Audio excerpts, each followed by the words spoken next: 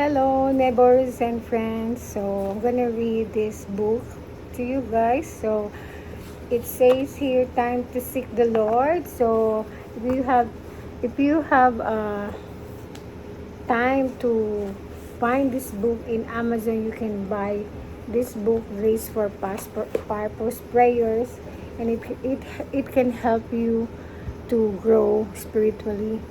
So, time to seek the Lord, it says here in Hosea 10:12. So far yourselves righteousness, reap in mercy, break up your fallow ground, for it's time to seek the Lord till He comes and rains righteousness on you.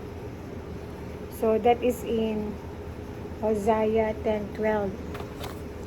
So mga Marites, tayo ngayon ay nandito sa Las Vegas. So for those who doesn't know me yet, my name is Glendolyn Hill and I am now in Las Vegas. Okay, the Bible is very clear with the instruction that this is the time we need to seek the Lord. Medyo maluwag na yung aking reading glass. Now, this concept of time is interesting. We all need time. But we cannot even seem to get enough time. So, sinasabi dito, time to seek the Lord. And then, we all wish we had more time to do the things we want to, more time to do the things we know we should be doing. But we can never seem to find the time. Not can we make more time. The elderly will tell you how quickly time goes by and how short a lifetime is. The young will tell you how much time they have and how long they got to get things right in their lives. Time is certainly of the essence. Now, the Bible talks about time quiet, candidly, as we read in Hosea 10:12. The Bible says it is time to seek the Lord. So it is time to seek the Lord.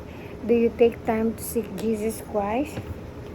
For me, I already accept Jesus Christ as my Lord and Savior, and I'm a born again Christian now. And then I just want to share this to you guys for those who doesn't know yet. So ako po ay isang Pilipina na nandito sa Amerika, and I made a vlog for my journey here in Las Vegas or here in the US.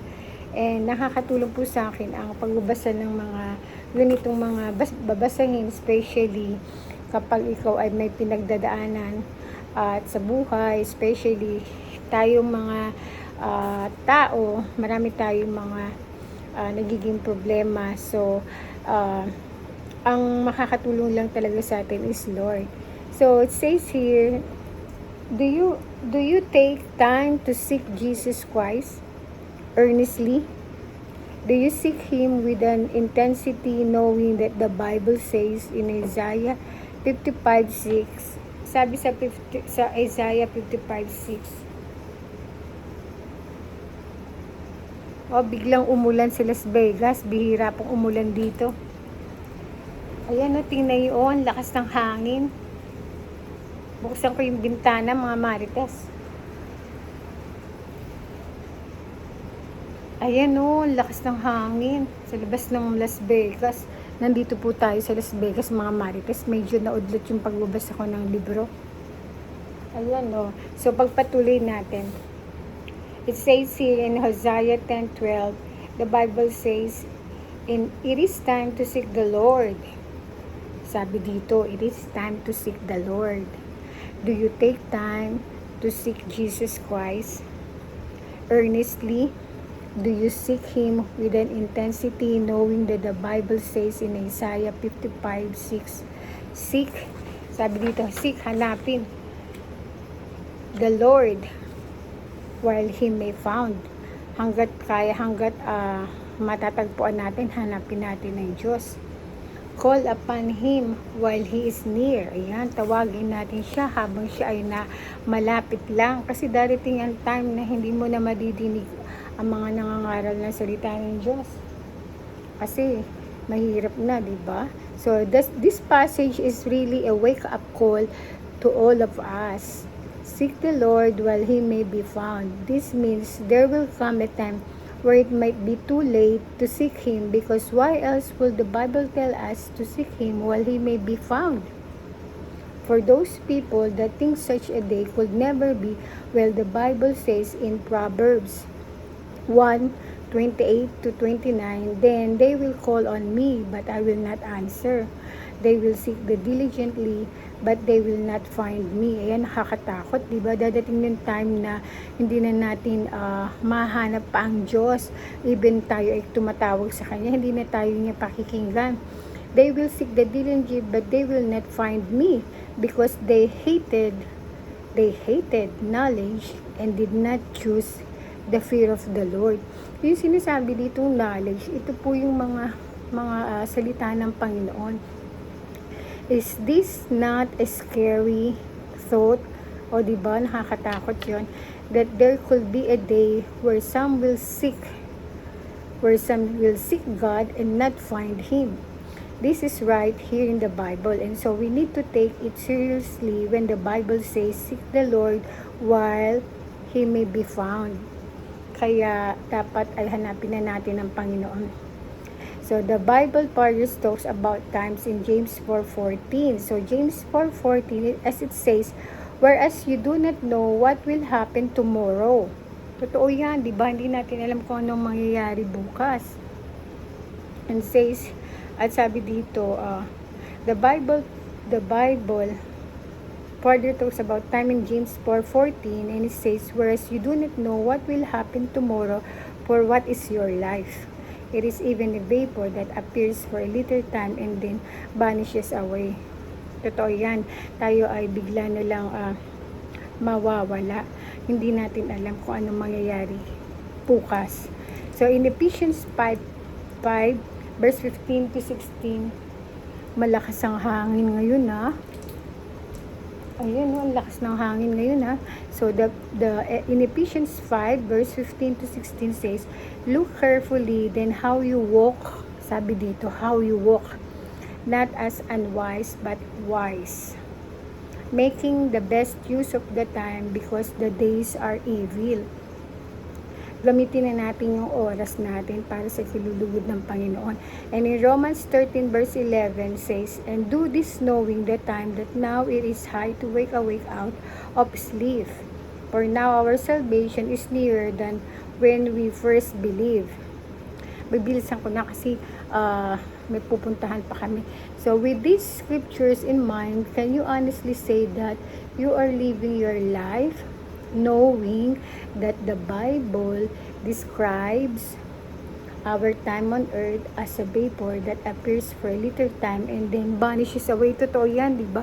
Yung buhay natin, parang madali lang tayong bigla-bigla tayong mawawala, lalo na kapag ang isang tao yung namatay, para lang niyang kumbaga kailangan na natin talagang isik ang Lord. So, can you honestly say that you are making the best use of your time because you know that the days are evil? Let us pray for the Lord to give us wisdom when it comes to how we use our time. Yan. So, let's pray mga marites So, pagpipray ko na rin to. Ito po yung nasa book. So, isinishare ko lang po ito sa mga tao, sa mga viewers ko, para kahit papaano ay nakakapakinig sila ng pangaral ng Diyos. So prayer, let's pray. So sabi dito sa prayer, Lord Jesus, your word tells me to make the best use of my time because the days are evil. Help me to live with wisdom. Help me to make decisions with a heavenly mindset. Father, give me a heart and mind that understand the brevity of life in comparison to the joy of eternity. Strengthen me and give me the grace to live a life that is committed to serving your kingdom. Your word in Colossians 3:23-24 says, and whatsoever you do, do it heartily as to the Lord and not to men, knowing that from the Lord you will receive the reward of the inheritance, for you serve the Lord Christ. Father, give me the wisdom to live with the knowledge that everything I do must be for your glory. Let me not strive to be seen by people. Let me not strive to be recognized for my gifts and talents by people. But Father, I pray that I will seek only to please you, to serve you, to be seen by you. I pray that there will be no love for worldly accolades and trophies in my life, but maybe my eyes be fixed on heavenly rewards. Lord Jesus, each day, each passing moment brings me closer and closer to the day where I will stand before you. Your word tells me in 2 Corinthians 5:10, for we must all appear before the judgment seat of Christ, that each one may receive the things done in the body according to what he has done, whether good or bad.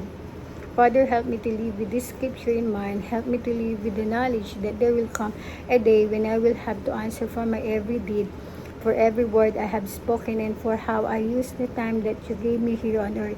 With this perspective, Lord, give me a mind that is fixed on you. King Jesus, give me a heart that is dedicated to you. Help me to live with an urgency when it comes to seeking your presence. Holy Spirit, help me to be wise and help me to fight against the distraction of this world. Help me to fight against anything ungodly that seeks to take my time. Let it be my daily practice to seek the face of the Lord and abide in His presence. Father, I pray that the love of this world may never be found in my heart. I pray that I will never be found outside of your will, Lord.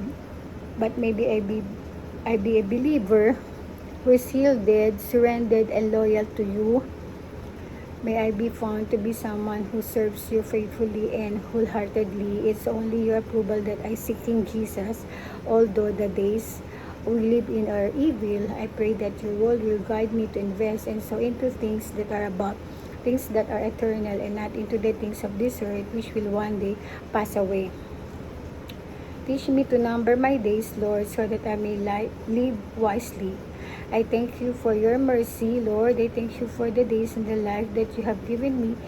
May I live this life in a manner that pleases you. May you increase, Lord Jesus, as I decrease, more of you and less of me. Be glorified now and forevermore. In the name of Jesus Christ, I pray. Amen. So, nag-stop na yung yung malakas na hangin. Ang lakas ng hangin kanina, grabe.